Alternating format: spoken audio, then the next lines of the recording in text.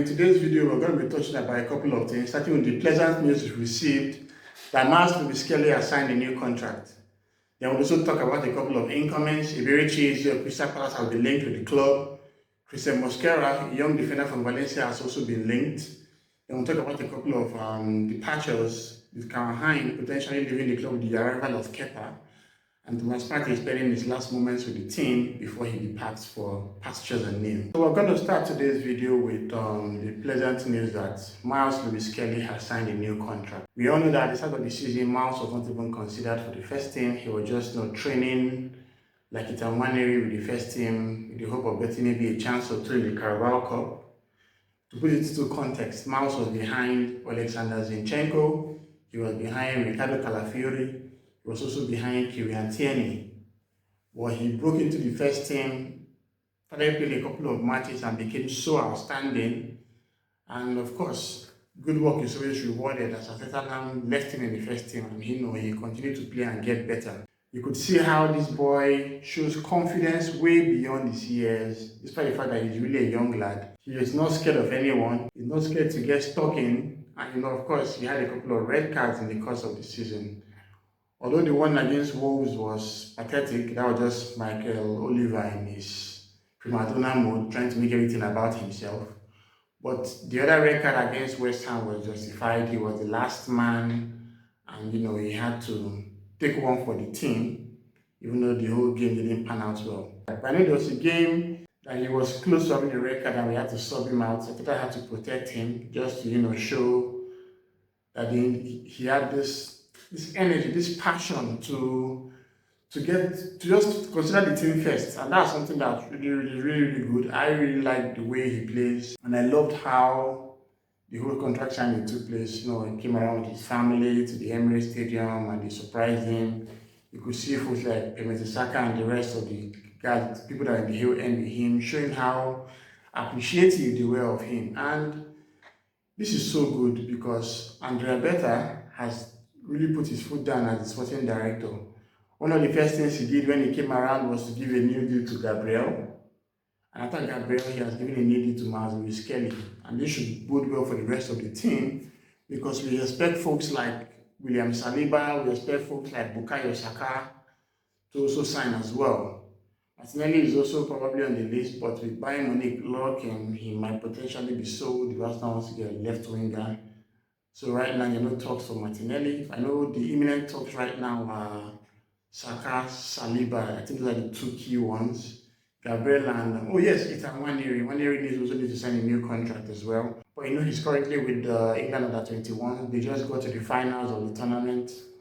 And Nwaneri has been playing well for them. So I'm guessing that when he comes back from that tournament and, goes on holidays, the team will probably get back to him and let him know, okay, hey, it's time for us to sit down together and have talks regarding a new contract. Arsenal has also been linked with a move for Eberechi. I'm actually excited about this one because one, I've seen Eze play and that guy is a proper bowler. When he was in QPR, he had so much potential and the world was at his feet. But he made the move to Crystal Palace and he has made that place home. And of course, he has been very influential for them. You saw what he did in the FA Cup final against Manchester City. That was a very good game. And in the course of his time with Crystal Palace, he has improved leaps and bounds. He has grown into a talismanic status, although recently he shares penalties with Jean-Philippe Mateta. But Eze is someone that if Arsenal gets him, he would improve the team massively. He's adept on the left flank. He's also adept in central midfield. Those type of games when Arsenal needs to break low blocks. Imagine having Eze and Odegaard with someone like Rice or Zubimendi behind them, breaking the lines. He will be a very good player for us. And he's one footballer that loves to shoot. I know he likes to give a good pass from time to time, but Eze knows how to shoot the ball and shoot the ball with precision.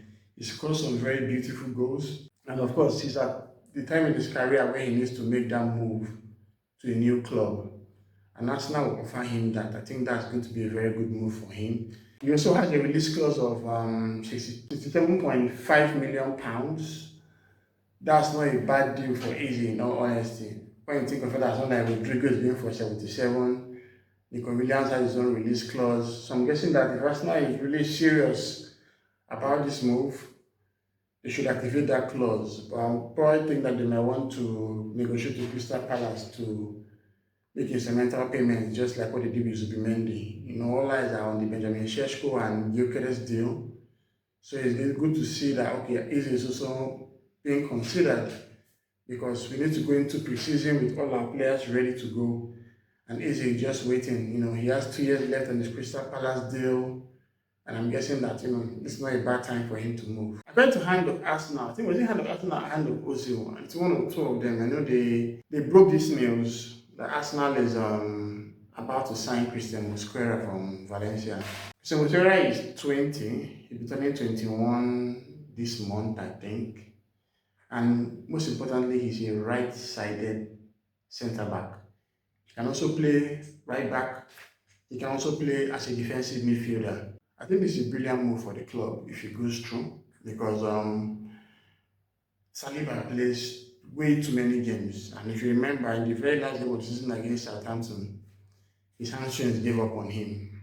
And we had hamstring injury for Gabriel, had hamstring injury for Eberechi early in the season, had hamstring injury for Martinelli at some point, had another hamstring injury for Saka. And this was because of the fact that these guys continue to keep playing. Oh yeah, Kai Havertz also had a hamstring injury as well. And if you look at the names of the players that had these hamstring injuries, they're players that were hardly benched. They played basically every tournament for Arsenal, and Arsenal was competing on 4 fronts. So having a player like Christian Mosquera would be very good in terms of giving some much needed rest to someone like William Saliba.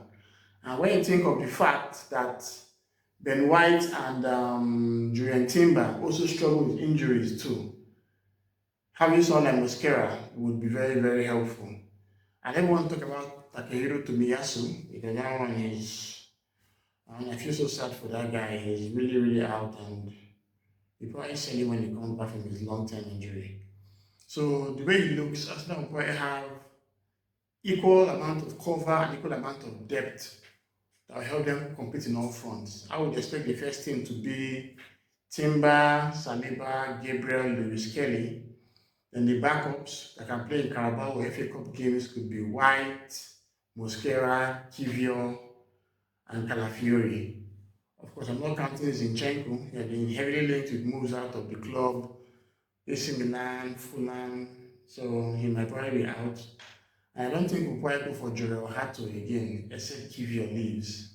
So having someone like Mosquera is not a bad deal at all. He's a very brilliant player, and he will add a lot to the team. He's one of those ball-playing defenders that can progress from the back, and he shows intelligence way beyond his years. So if Arsenal is really going for Christian Mosquera, then that's a very good move that I will be loving, because he's someone that will add some much needed depth to Arsenal.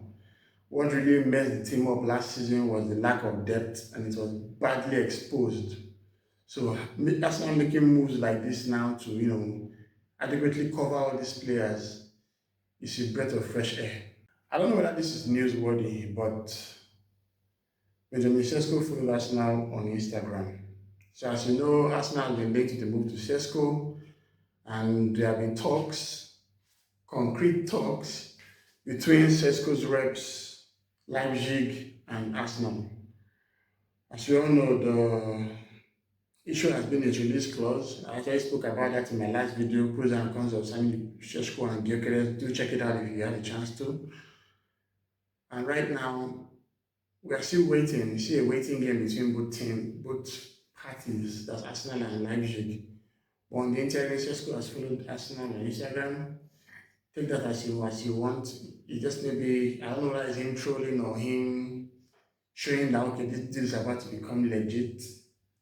Or we just have to wait. We have no choice on that.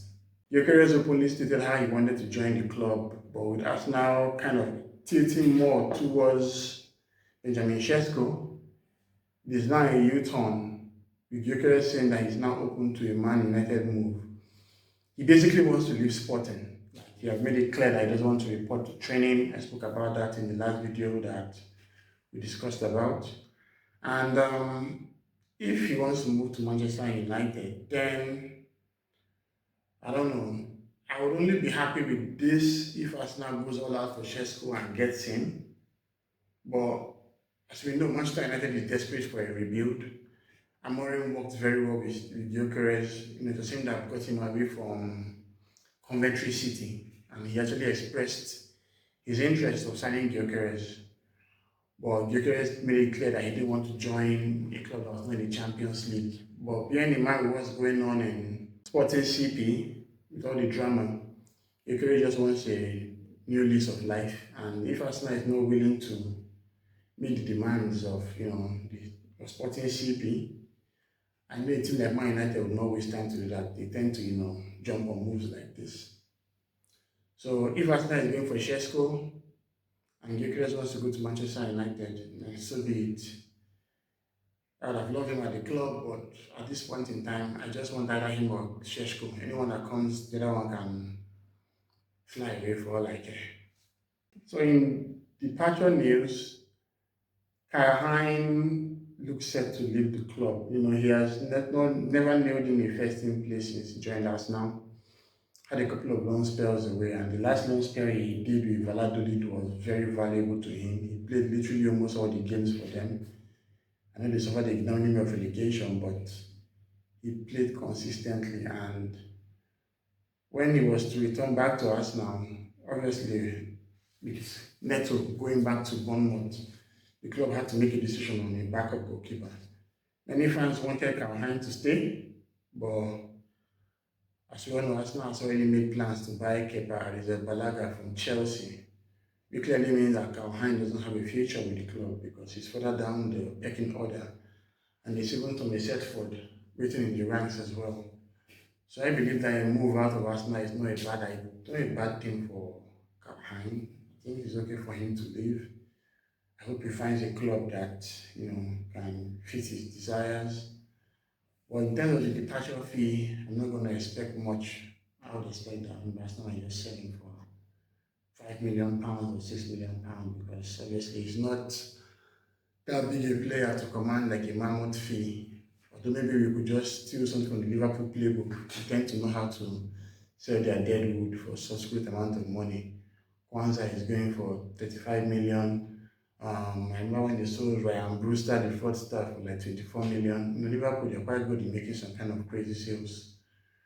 Well, his Hein is living good for him. I don't think he has a future with the club, and I wish him the very best. So this was the picture that was shared in the warm weather training at Marbella in Spain.